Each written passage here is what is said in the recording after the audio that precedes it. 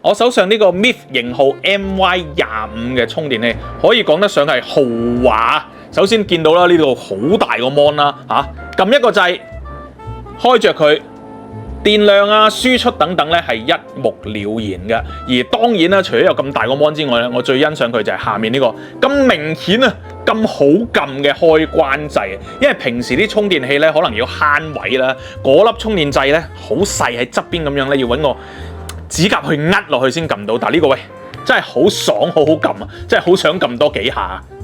除咗有咁靚嘅 mon 同埋咁好撳嘅掣之外，講下充電方面啦。有線嘅輸出咧支援呢個 PD20 瓦輸出啦，而後面嘅 Mac Charge 咧亦都最高支援15瓦嘅無線輸出嘅。除咗你可以插 iPhone 之外咧，你亦都可以放上你嘅 AirPod 啦，或者係 Apple Watch 嘅。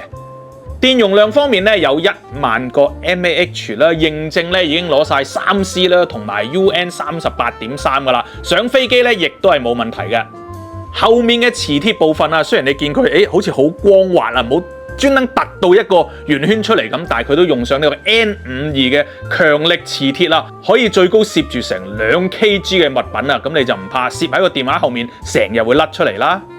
好靚嘅磨砂面啦，加上係圓角嘅設計啦，仲有咁大個靚 mon，呢個 MY25 可以講係充電寶裡面嘅顏值天花板啊！除咗我手上呢個粉藍色之外咧，仲有黑色、白色、紫色，同埋啱晒 iPhone 17 Pro 嘅橙色添。呢件 Xpower 產品都有1年保養，半年內有壞啊，仲1換1添。仲有購買任何 Xpower 產品咧，即可喺產品表面啊做翻個個人黑名服務嘅，訂製個人以及公司嘅禮品啊，打造你獨一無二嘅禮物啊。詳情可以向 Xpower 客服查詢嘅。